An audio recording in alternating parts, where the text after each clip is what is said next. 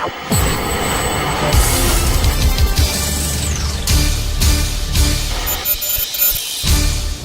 Jerry Kenny, and thanks for joining us for this edition of America's Survival TV on Roku. Our guest tonight is the anti-communist Brazilian writer and philosopher Olavo de Carvalho. The new book, The USA and the New World Order, features a debate in which Olavo debates one of Russian President Vladimir Putin's key advisors, Alexander Dugin. Olavo is the president of the Inter-American Institute for Philosophy, Government, and Social Thought, and is one of the scheduled speakers at the March 21st Conclave for Democracy to be held at the National Press Club in Washington, D.C. The goal of this event is to organize opposition leaders and political activists from Latin America on behalf of political and economic freedom in the Western Hemisphere. Olavo now lives in the United States, but has written extensively about how his home country of Brazil went Marxist. He said that it was through the destruction of high culture, the reduction of universities to centers of communist propaganda, and the country's descent to levels of moral degradation which would have seemed unthinkable before. Well, doesn't that sound familiar? Well, can America be saved? Can the world be saved? Those are the topics tonight on America's Survival TV. And with that, we'll go to Cliff Kincaid in the Washington, D.C. area. Jerry, thanks a million. We do have a great treat tonight. We're going to be talking with Olavo de Carvalho, the Brazilian philosopher and writer, who can explain not only what's happened to Brazil, which is being led at the current time by Dilma Rousseff, the former communist guerrilla, but can explain the same processes that were at work in Brazil as they affect the United States, not only America under Obama, but so many different countries throughout Latin America. And he's somebody who has a long experience in living under not only Marxism, but debating the proponents of the anti-American left, including, most recently, Professor Alexander Dugin, who is an advisor to Russian President Vladimir Putin. Now, Jerry, in his introduction, mentioned this book. It's not actually out yet, but this is a pre-publication copy of Olavo debating Alexander Dugin on the subject of the New World Order and the USA. Now, the book is not out yet. This is a pre-publication copy, but we'll tell you how you can get information about this very, very interesting debate. We have to understand the competing forces in the world globally. And as a matter of fact, just today we have posted a new column I've written about the role being played by the Roman Catholic Church in world affairs. Now, getting back to Alexander Dugin for a second, faithful viewers of America's Survival TV know that we published last year this book, Back from the Dead, The Return of the Evil Empire. Now, if you look closely at that book, you look right under Putin on his left side there, that is the face of Alexander Dugin. And there is a section in that book on the influence of Dugin. This is somebody who has combined various forces, various elements of totalitarian thought, including certain occult elements from Russia, into this new vision, or we might call it a nightmare for the world that Putin is pursuing. But of course, he's not doing this alone. Putin has a lot of elements and alliances behind him, not to mention one that's been in the news over the last week or so, the regime in Iran. But also, don't forget the international communist or Marxist left, which has been taking power country after country after country in Latin America. We're going to be talking about all of this and how we in the United States can hopefully survive such a fate here. But we're going to get into it in order to understand what has happened to so much of the world. And we are on the road to some kind of, you could call it a world government, some kind of global community. That may be another euphemism. Who is going to dominate this unfolding, developing state of world affairs? We see these various competing units of power, Putin's Russia, the Roman Catholic Church, the international communist left, global Islam. What role will the United States play? Can we, in fact, survive the last 2 years of President Obama? These are all the questions on the agenda tonight as we welcome Olavo de Carvalho, again, president of the Inter-American Institute, veteran anti-communist Brazilian writer and philosopher. Olavo, thanks for coming on the show with us tonight. Thank you for this kind invitation. It's a great pleasure to be with you again. Olavo, I've known you for many years. You've always been a fighter for Western values, for Christian values. It must be so troubling to look at the success that our enemies have had around the world and to see the Roman Catholic Church. I know you're a Catholic, I'm a Catholic. We're very disturbed about the path that Pope Francis has been taking recently, and we can get into that. But explain, if you would, please, what has happened first to your country of Brazil, how you were one of the sort of a voice in the wilderness down there, trying to be the resistance, speaking for the resistance to the Marxist wave, the revolutionaries who have taken power down there. How did it happen to a country like Brazil? Oh, all the things started with an organization called the São Paulo Forum. They gave this neutral name on purpose. As Lula say, in order people didn't know what we are talking about inside. They started in 1990. It was an idea from Fidel Castro, Lula, and Lula's friend Frei Beto.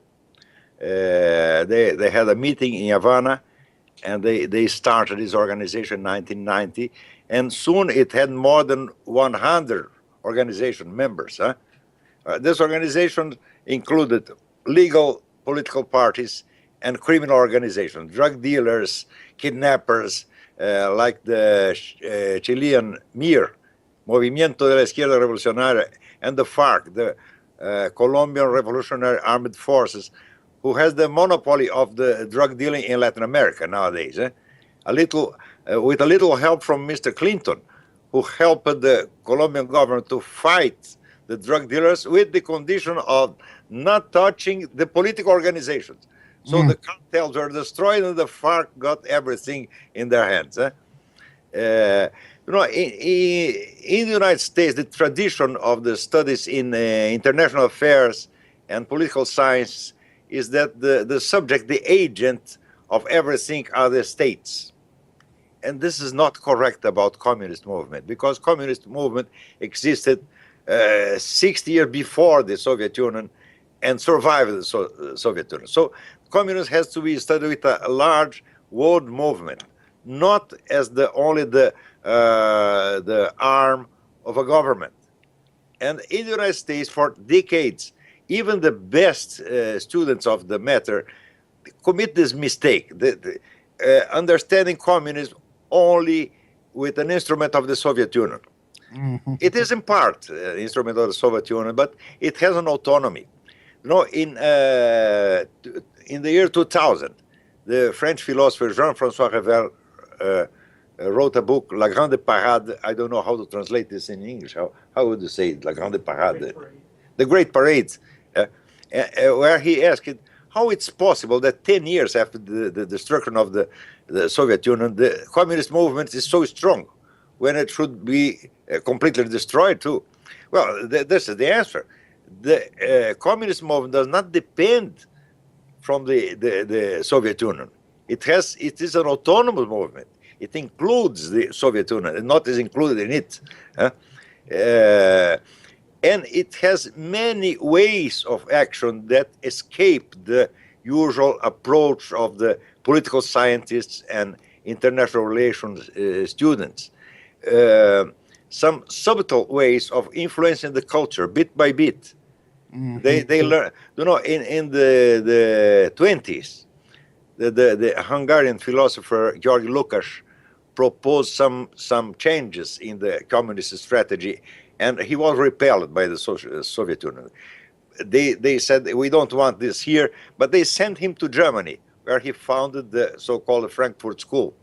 And the speciality of the Frankfurt School is cultural penetration, cultural destruction, very subtle and long-term destruction, destructing all the values, all the beliefs, all the trust, the confidence of people one another, and spread suspicion everywhere, and speak against everything. Yeah? And this was eroding the national American culture and national American pride and so on. It was a very slow process, and most people could not evaluate the strength of the things. This is strength by a cumulative effect along the decades. All this was not autonomous. The Soviet Union was directing the whole process. Very subtle, because the Comintern financed the Frankfurt School. When they created, these people from Frankfurt School created the idea of sex liebe and gay rights and so on, Stalin rejected all. Say, I don't want this in the Soviet Union, but I want this in the Western world, because this is destructive. We don't want destruction here, but we want destruction there. And they spread these people all around the world. It's a group of very strong intellectuals, not great philosophers, but people very able to perform the tasks, like Jürgen Habermas and Herbert Marcuse and Walter Benjamin. All of them influenced deeply American movies, especially American movies, since the 30s, with the school of movie writers that was run by John Howard Lawson. And Yes. he taught people, we will not make communist movies. We will make normal movies that the American public can accept, but with small and discreet communist messages here and there, in every movie. So it's very difficult to find some American movie since the 30s, 40s up to now that you don't find any anti-American message. Olavo, let me recap if I can. So what we're witnessing here in Brazil, Venezuela, the United States, and many other countries throughout the hemisphere and worldwide is the result of a Marxist or communist penetration of our society, our culture, changing the very nature of our culture in order to undermine us, to rot us, corrupt us from within. But in 1990, I understand you to be saying this is when the West, the United States, was saying, well, we won the Cold War. The Soviet Union collapsed. But yet that's the very date, as you put it, when the Sao Paulo Forum, this collection, this coalition of anti-American communist groups, even terrorist organizations, began this intensive preparation for what is transpiring. You mentioned Lula, the predecessor, the president of Brazil, before Rousseff, working on this with Castro. They have been so successful to this point. When we look at Latin America, just Latin America, how many countries would you say we have in Latin America today that are not Marxist? Only Chile and Paraguay. Chile and Paraguay. I mean, all the others are either governed by communist parties or under the strong influence of communists. And now, let me get your thoughts. Also in Colombia, but in Colombia, the communists are very strong. Yeah. Not in electoral terms. They have very few votes, but they dominate the media and the judicial system. All the judges, they're bribed, all the judges. Now, I had always looked at Colombia as a success story under the former president Uribe, somebody who fought the FARC, the forces, the communist terrorist narcotics group, who fought them back with U.S. help. Yes. And I know the much maligned NSA played a role in helping Colombia at that time find out where the FARC leaders were and go in there and kill them. We know there was a great success there, yet it seems like when we look at Colombia today, Uribe's out of office. His former associate is now the president, Santos. He's negotiating with the FARC in Havana. What's going on with Colombia? You know, Santos was elected under the slogan, no más FARC, no more FARC. I was there. I saw the electoral campaign. I helped him in the campaign. It was wonderful to see the enthusiasm of the Colombian people against the FARC. So everybody voted for Santos. He had more than 70% of the votes. It was a great success. And the next day, he betrayed everybody. How do you explain that? Was he secretly an agent of the other side? Was he bribed? Has he been corrupted? I believe he was bribed because he was the minister of the defense in the time of Uribe. And he did a great job against the FARC. But he changed his mind in 24 hours. And can only explain it by bribery or any other secret manipulation. But I don't believe he was always a traitor, always an agent. No, this is impossible. Because it was he, the direct responsible for the military destruction of the FARC. Now, let me ask you about one other country which was in the news a couple years ago when Venezuela under Chavez was trying to take control, and that is Honduras. What's the situation there? I don't know what is happening now, but it's not bad. It looks to be normal, stable. They have a stable democracy with a leftist president, but as a moderate guy. He will not persecute his adversaries and so on. So politically it's normal. Huh? Now, the Sandinistas are back in power in Nicaragua. The leftists have taken the presidency in El Salvador. I mean, all of this has been happening while the United States and the West gloated in the collapse of communism. Was this part of the deception to get us thinking that we had won? And meanwhile, they made all this progress from their perspective right under our noses in the Western Hemisphere? Yes, in part it was a deception, but in part it's also a mistake from American politicians and opinion makers, because when they defeated the Soviet Union, but not the communist movement, they thought those things were the same. They are not the same. This is the problem. The communist movement created the Soviet Union and survived it. It's very strong in the whole world, and nothing was done against them. It was done against the Soviet Union, and very well done by Ronald Reagan. Huh? But this is not everything. So, as you just observed, in the very year where the Soviet Union was toppled, they were creating the São Paulo Forum, and the motto, the slogan was, "We will reconquer in Latin America everything that we lost in East Europe." And they did it. And in the beginning, nobody believed it, because people in Brazil, they read the American press and believe everything. So when they read the Soviet Union is over, they said there is no more communism, there's no more problem. And I try to explain that the communist movement is not the same thing as the Soviet Union, but everybody say I was crazy. When I started writing about the São Paulo Forum, nobody believed it. I was not the first to investigate this. It was there was a lawyer in São Paulo called José Carlos Graça Wagner, a great friend of mine. He is already dead, but he had a full room full of São Paulo Forum documents, and he wanted to write a book about it, but he had no time. He died, and he gave me part of these documents, and I started publishing. At that time, I had a column in the big Brazilian newspaper, O Globo.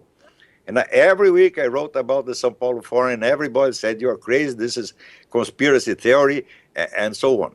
But in 2000, I believe in 2005, Lula himself made 2 speeches in the celebration of the 15th anniversary of the São Paulo Forum, confessed everything. He told, We have this organization. It's not properly secret, but it's discreet, so that nobody knows what we are talking inside it, and so on. And he told everything. And soon after, there was a video of the Third National Congress of the Workers' Party, Lula's party, confessing this São Paulo Forum is the strategical coordination of the left in Latin America. Because when I started writing about this, the Workers' Party reacted, saying, "Oh, you are lying. The São Paulo Forum is just a club for debates. It has no authority at all. All this is a lie." I said, "No, the club of debates does not issue resolutions." And every General Assembly of the São Paulo Forum ended with resolutions that were signed unanimously by 200 parties. So it was the whole of leftist politics in America that was decided in the São Paulo Forum. And Lula even boasted that we put Hugo Chavez in the power, because Hugo Chavez only entered the São Paulo Forum when the organization was already 5 years old. He was a newcomer, but he was very well received, and people decided to promote him. And they put him in the presidency of Venezuela. And Lula boasted, we did it. So there was a kind of mutual interference in the politics of several countries. The government of one country interfering in another one. This was, for them, was normal. And all this was secret. Ladies and gentlemen, we're talking with Olavo de Carvalho. He's president of the Inter-American Institute. Go to his website at theinteramerican.org, theinteramerican.org.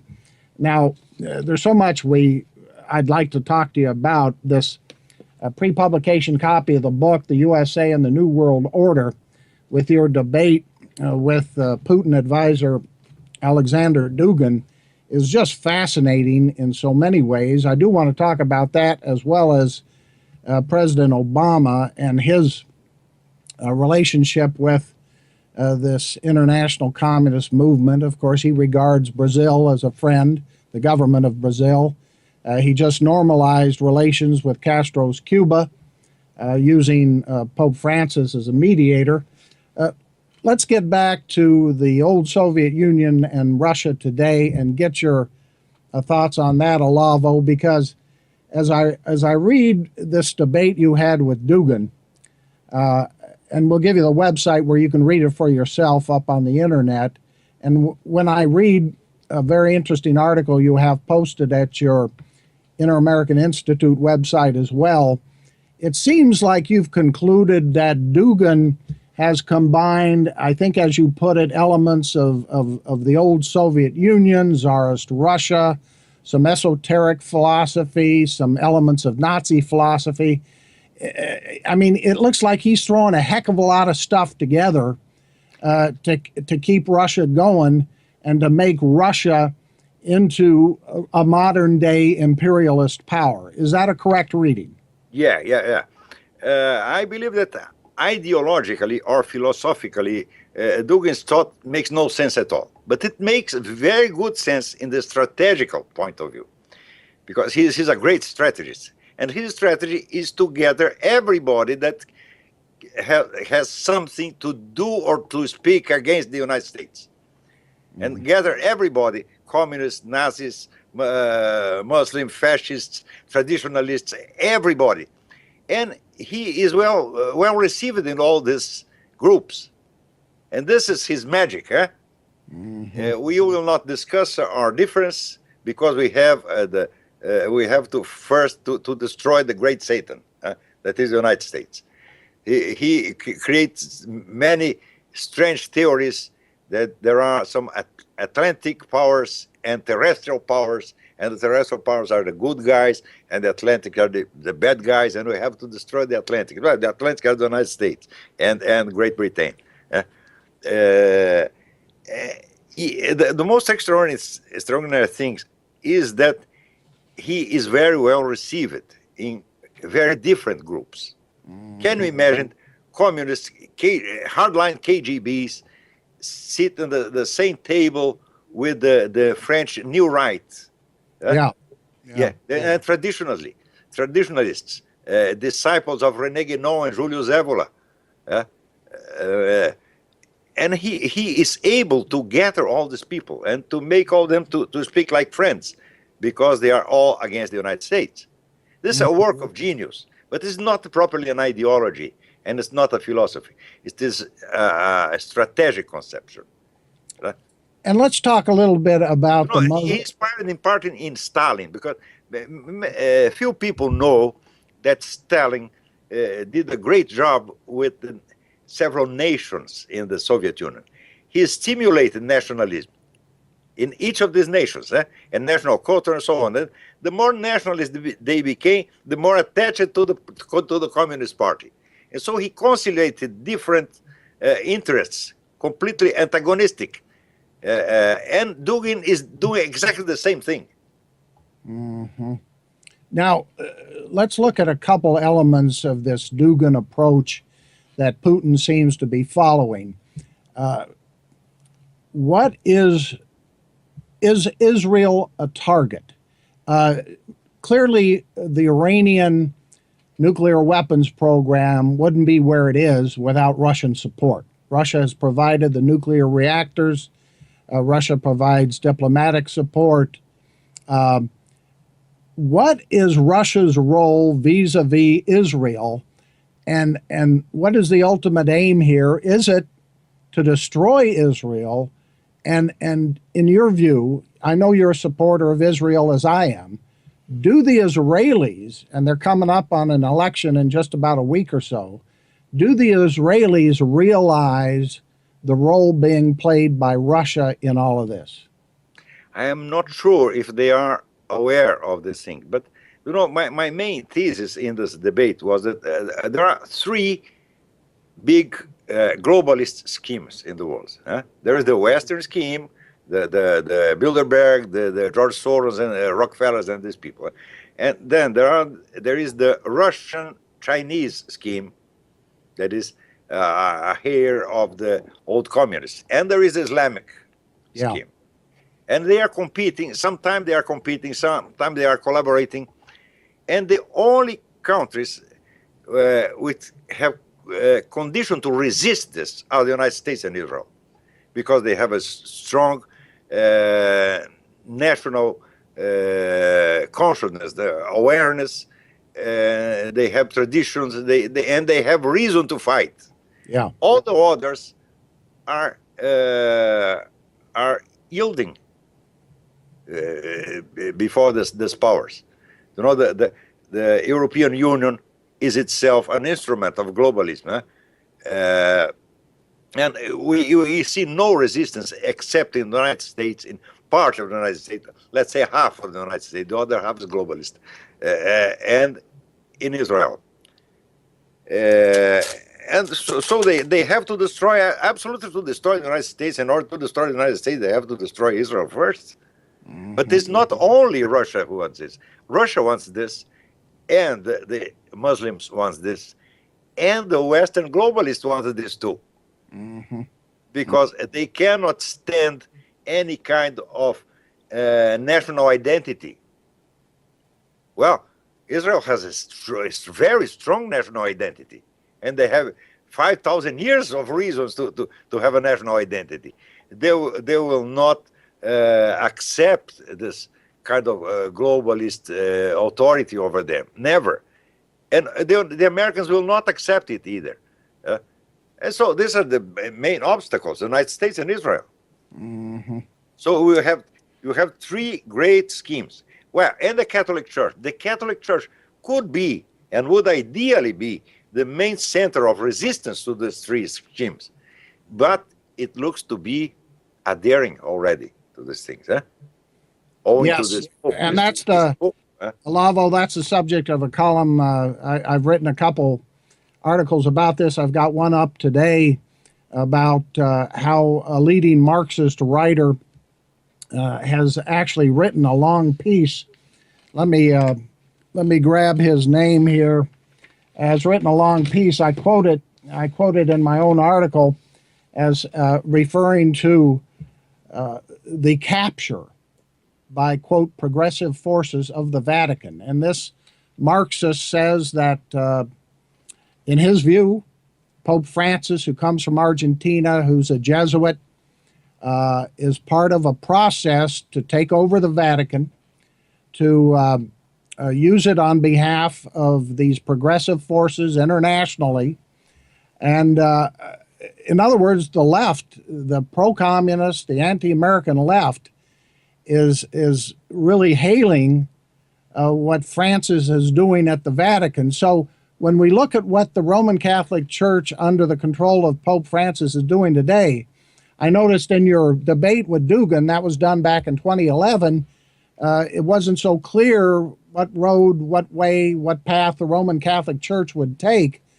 Do you believe Francis today has been captured by the Marxists, or is he just confused and going back and forth and doesn't truly understand the global power struggle he's in?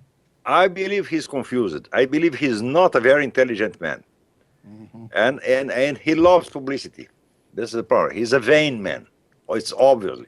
He tries to pretend he's a very humble guy, but this is not true. He loves to be seen and applauded. He craves this. And this is an easy victim for these manipulators. But we have to take into consideration the fact that the infiltration of communists in the Catholic Church began in the 20s. Yes. We have now 90 years of infiltration. So in the 60s, in the Second Vatican Council, they were already very powerful. They control almost everything. And the last Pope, Benedict XVI, he used to say, "My power stops at that door." He felt surrounded. He felt as a prisoner. I don't believe he renounced it by reasons of health. Yeah. I believe he said, "Well, I cannot do nothing. I'm a prisoner. If I cannot do anything, I'll not stay here." And Malachi Martin, do you know Malachi Martin? Yes. He wrote a very good book in the time of John Paul II called The Keys of This Blood. Yes. And he said that the mission of the Catholic Church was to resist this globalist schemes. And John Paul II was very aware of what is happening. He understood the situation. He didn't know what to do, but he understood what happened. This man doesn't understand anything. I believe he's a superficial mind. Well, that could be.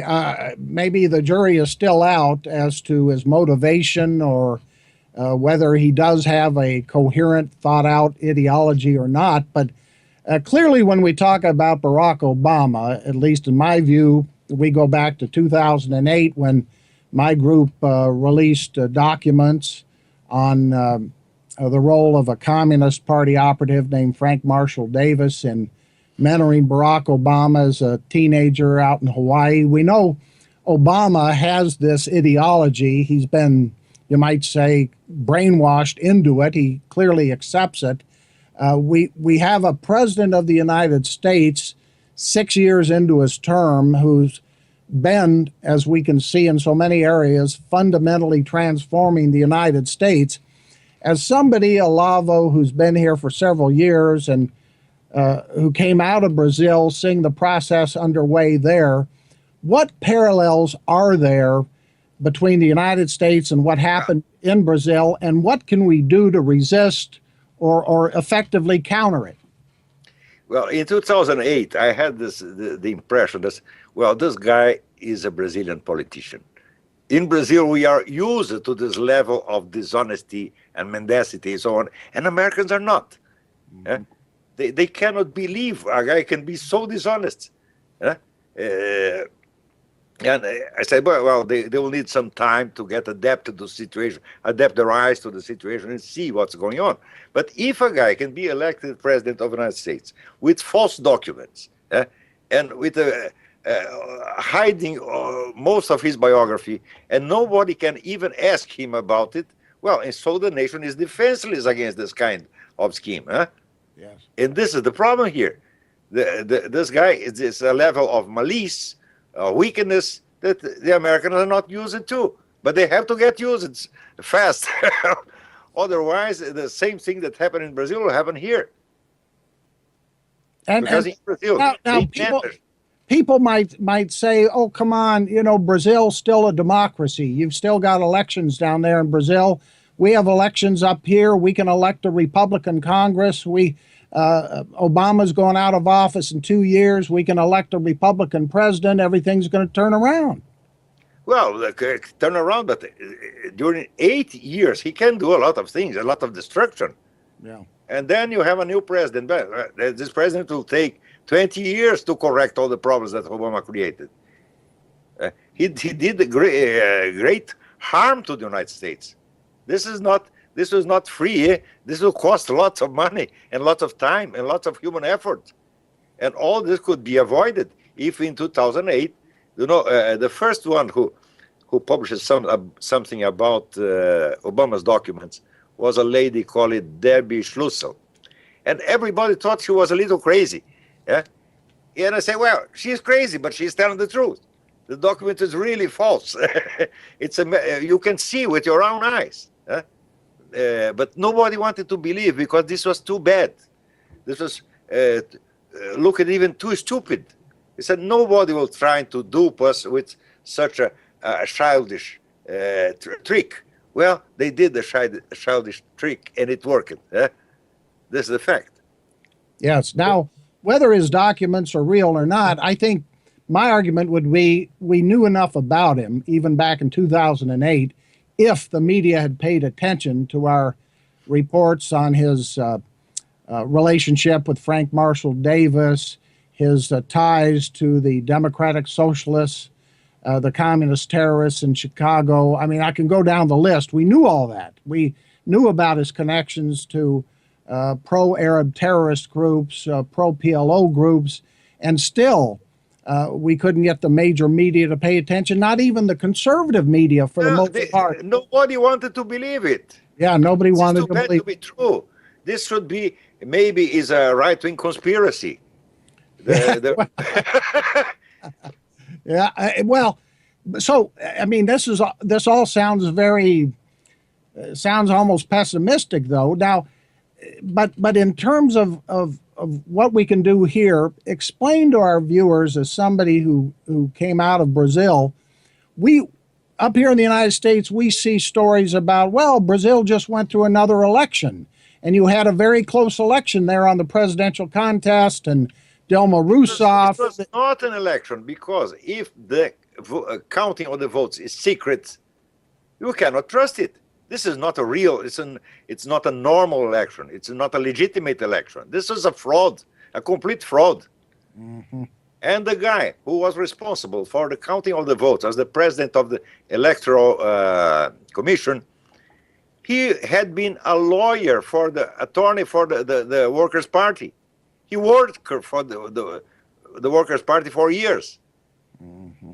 And was a protege of the Workers' Party, and he just returned the favors he received. So only 23 people follow the vote, the counting of the votes. This is so absurd. This is so obviously a fraud. Let me give out some identification information here. Ladies and gentlemen, we're talking with Olavo de Carvalho, president of the Inter-American Institute. He's a prominent Brazilian writer and philosopher. His website is theinteramerican.org. We've been referring to his debate with Alexander Dugin, the Vladimir Putin advisor. This is a pre-publication copy of the book, but you can go to the website and read the debate for yourself. That website is http://debateolavodugin.blogspot.com. That's debateolavodugin.blogspot.com. Again, it's important. It's fascinating to read this debate and understand in concrete terms what Dugin is up to, and who are the global players in this unfolding drama, this global power struggle. Is there, Olavo, any way in your view at this late date that we can avoid what looks like is coming, a world socialist regime or dictatorship of some kind? Of course, we can always do something. We can always fight. But the problem is that you have to get your eyes used to the new situation. If people don't believe, there are people that are so wicked, more wicked than they can imagine, they will not fight them. This is the problem. It's a problem of vision. Get your vision, use it to a new level of dishonesty, an upgrade of dishonesty.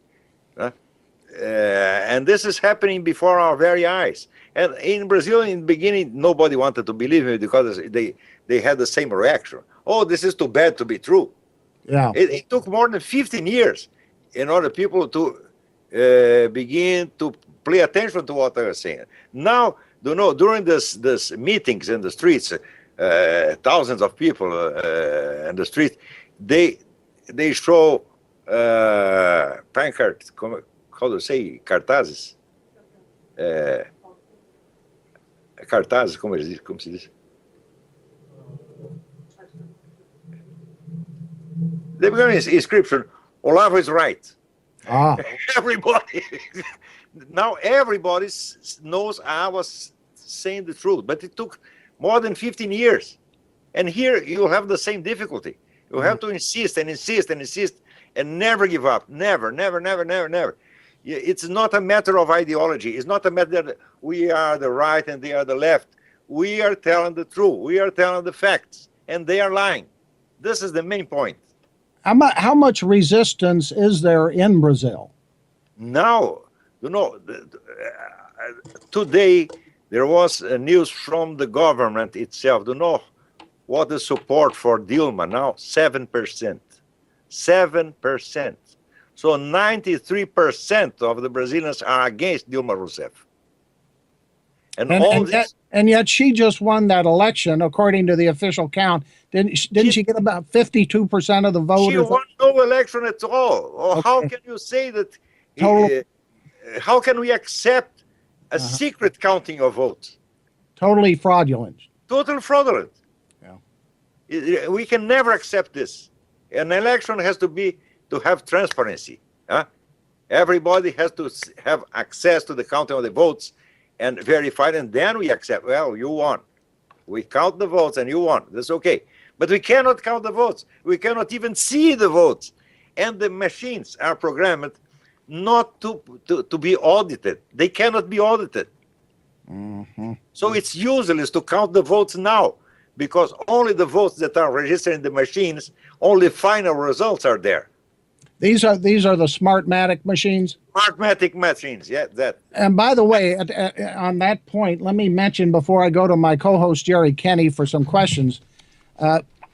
Ladies and gentlemen, if you go to our website, usasurvival.org, you'll see we have a story up there about this upcoming event called the Washington Conclave for Democracy. It's in Washington, D.C. at the National Press Club on March 21st.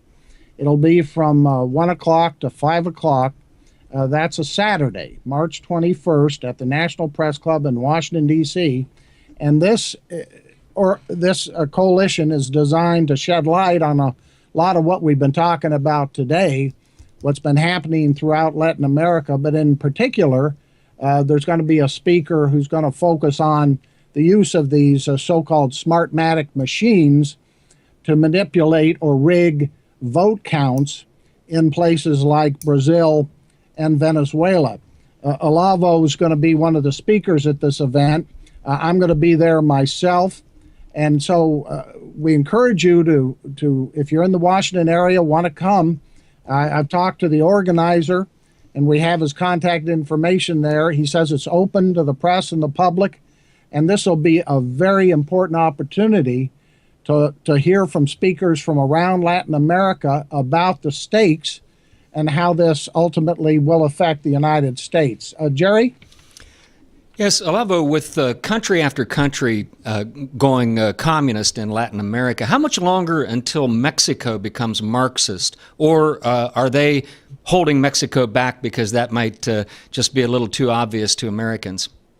Well, I'm not very well acquainted with this internal situation of Mexico, but I believe that everything is so easy for these people now because there was no resistance. You know, in Brazil, resistance began yesterday, less than 1 year ago. Mhm. And during many years, nobody wants to believe and nobody wanted to fight. This Lenin used it to say the best way to win is to take from your enemy the will to fight. And nobody had will to fight. And suddenly it exploded everywhere. And now 93% of the Brazilians are against these people. I believe the same thing can happen everywhere. But the problem is most people, they don't want to see how serious the situation is. Because these people, they have been proceeding bit by bit, very, very slowly, very discreetly. Lula himself confesses it. There is his speech was published in the very official page of the Brazilian presidency in 2005, telling everything they were doing, the São Paulo Forum, and even so, people didn't want to believe. You know, in 2000, quando foi a eleição que foi a primeira edição do Lula? 2002. Most military voted for Lula. Because they believe, no, he's not a communist, he is a good guy, he is a Christian reformer and so on. The same type of things they said about Mao Zedong in the 40s. And now they know what's really happening. The human mind has this tendency not to believe bad news. They don't want to know. Only people who are professionally involved in such studies can accept certain kind of facts that the normal common citizen cannot accept. But bit by bit they will accept, and they will know what's going on, and they will fight. What do you think about that, Jerry? I think that, when we talk about Mexico in particular, as I was saying, maybe part of the situation in Mexico is different because Mexico has a little bit of a safety valve, and that is that if people are unhappy in Mexico, regardless of what happens, they just migrate to the United States if they can. But the frightening thing is that it certainly appears as though we have a Marxist in our own White House. So I don't even know if Mexico going Marxist would be enough to frighten Americans into waking up. Yeah, Mexico does not need to become Marxist because the United States are becoming Marxist. It's a sad thing to say, and like you, Olavo, I was very hopeful that the Roman Catholic Church would lead the resistance to these various schemes. This is the church mission, huh? Yeah. It's tragic to see what's happening with the Pope making statements against capitalism, embracing all this so-called climate change rhetoric about how capitalism is destroying Mother Earth. At this World Conference of Popular Movements at the Vatican last October that I write about in my column today, the Pope met with what Armando Valladares calls Marxist revolutionaries. They were there in the Vatican with the Pope. The Pope met with them. He highlighted their, quote, struggle. He met with Evo Morales, the Marxist president of Bolivia, who, when he was reelected last year, gave credit to Fidel Castro and Hugo Chavez. But let me ask you this. When we look at the fact that Marxism doesn't work economically, and we see what's happening in Brazil, but even equally significant in Venezuela, where the economy is just deteriorating by the day, is the corruption of the communists enough to wake a lot of people up? I believe this is another problem with the American vision of these things. Because economic failure can topple a government in a democracy, not in a dictatorship. A dictatorship gets stronger when it fails economically. Because if the people have nothing to eat, they have no money, they cannot organize themselves and react. They're weakened. So for a dictator, economic failure is good. But in a democracy, of course, if let's say the price of the gas goes very high, people get revolted. But if you have a dictatorial system that dominates the country, misery, poverty is good for them. So no matter how many economic failures they have, no matter how much corruption, it's not going to threaten their rule. Economic failure can be a political gain. But corruption is another thing. Because when people hear about corruption, they feel they were robbed, and they get revolted. But so poverty is one thing, economic failure is one thing, and corruption is another thing. It's corruption that is destroying the Worker Party's system in Brazil. Because people are really angry with this. But as long as the Workers' Party runs the electoral process and can count the votes, they'll never give up power. I believe they'll never give up. They have to be toppled by a direct popular intervention. I don't believe very much in a military intervention, but I believe in popular intervention. They have to expel these people from political life forever. Now, what do we do, though, in the meantime about Vladimir Putin invading Ukraine? The United States under Obama refuses to even provide weapons to the Ukrainians to defend themselves. As long as Obama is in the president, you can do nothing. The United States are lost. This guy, the other day, he said that Venezuela is a threat to the United States. It's not. Venezuela is a threat to Brazil. What's a threat to the United States is Russia and China and the Muslim world. But he cannot say this. So see, he blames Venezuela, a little country. This is of course, is disinformation. Venezuela is no problem for the United States, but Russia and China are. And because Russia and China are acting by means of Venezuela. Venezuela is an instrument for these people. Venezuela is not the active agent of the situation. It's an instrument only. But Obama will never say this because he is trying to collaborate with Russia and China and with Iran and so on. He's obviously against the United States. It's one needs to be blind not to see this. Yes. Well, it's an extraordinary situation we have with a Marxist in the White House in the United States. The failure by so many in our political system and our media, including on the conservative side, to recognize what's happening. I agree with you totally. There's still people who just can't bring themselves to admit we have a Marxist in the White House and to react accordingly, to call him that, to say it like it is.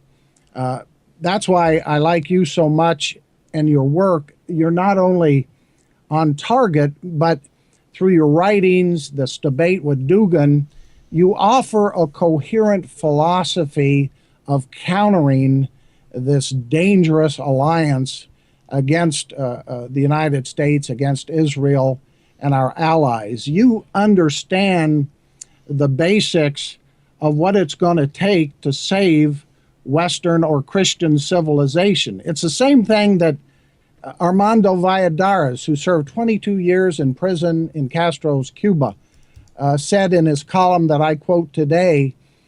He talks about how he's so disappointed in the Pope who made this deal with Obama and Castro to recognize Cuba. He says this threatens the entire future of Latin America. He puts it the Christian future of the Americas. And isn't it true, I certainly get this from your writings, Olavo, and your debate with Dugin, that in order to save us, to save our country, to save our way of life, it's going to have to take a grounding in a religious approach that we have to talk to us about that, the necessity of a Christian worldview or a Judeo-Christian worldview. All civilizations in the world were based on religion. The story of lay civilization, this is stupidity. There's no lay civilization. Lay civilization is just an interface between Christian America and Muslim America or Communist America. It's only an interface. So this illusion of lay democracy, this is an illusion. Democracy only works if the people is Christian. Your founding fathers knew this. They said this many times. This is a constitution for a Christian people, period. Yes. I don't say that the state has to be Christian. No, there's no need for this. The state has not to meddle, to put his nose into these matters. This is correct, as Jefferson used to say. But the people, the population has to be Christian. They have to have values. They have to have moral law. And so they can direct their own lives without the government interference. Yes. But if you start with this thing like sex lib and gay rights, etc., well, all this is an illusion. You know, there is a book recently published by, I'll show you.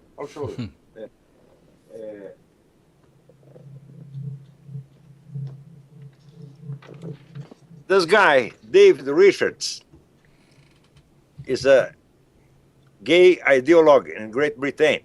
Mm-hmm. And he wrote this book, The Rise of Gay Rights and the Fall of the British Empire. Mm. And he said, we, the gays, we toppled the British Empire. And he's right. Because, you know, in every nation, you have a kind of an elite, an aristocracy or oligarchy. This is a fatality.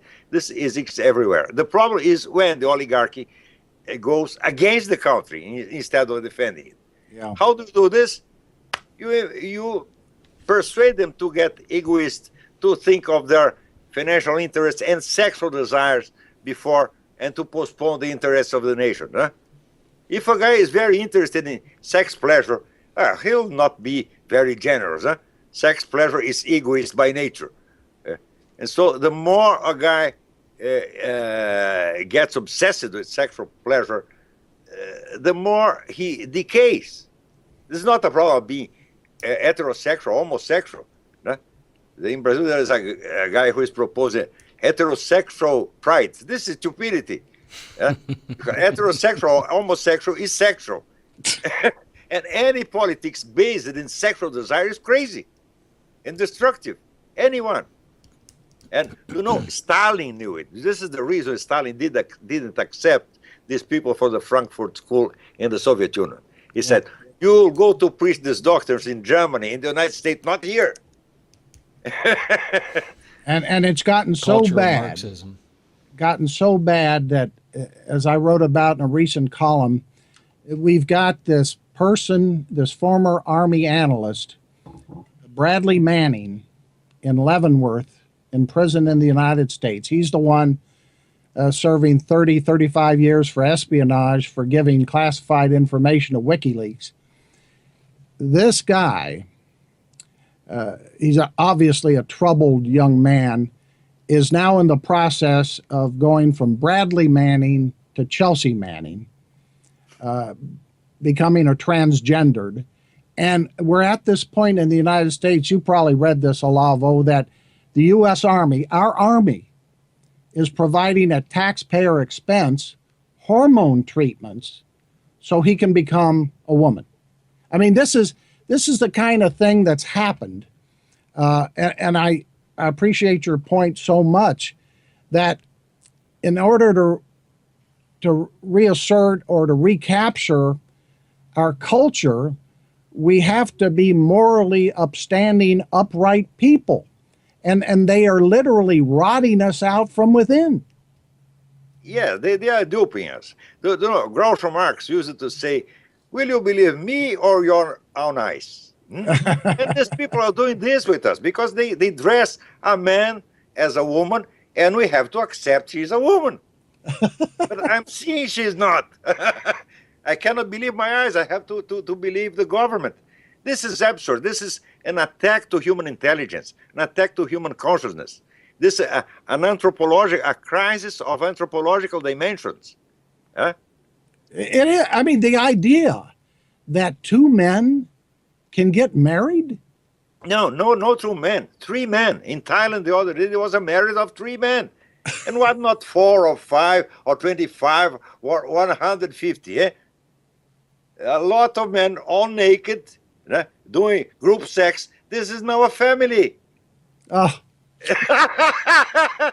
They want us to accept this, and seriously, we cannot laugh. Huh? If you laugh, you are homophobic. Ah! They're forbidding us to see with our own eyes.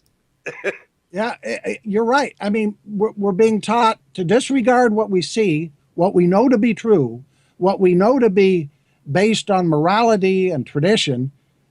We're being taught, ignore all that and just accept it, go along with it. As we slide, I think it was the famous judge who didn't make it to the Supreme Court, Robert Bork, put it in his book, Sliding Towards Gomorrah. We're sliding into the abyss. And yet, so many of us are afraid to say, stop, we can't do this. We've got to save ourselves. We've got to save our country and our civilization, everything. We have to save our brain. Everything is on the line. Jerry, what do you think? Well, I think that people really need to understand what cultural Marxism is. You know, it's there is a reason that they're trying to degrade, our culture for political purposes. As you said, that's what it's all about. And there was a quote expert that was on the radio the other day, a psychologist, psychiatrist, I don't know what she was, but she was trying to explain to the audience here locally how prostitution should be legalized. And at that time, I'd had just about enough. And I called her and I said, you experts are the ones that are probably responsible for sending more people down the road to destruction. And I think that's what Americans have to look at. We have to look at our institutions, our universities, these quote unquote experts that tell everybody if it feels good, do it, and take a look at the impact that it's having on our nation. But when you destroy the culture, you destroy the nation. Of course.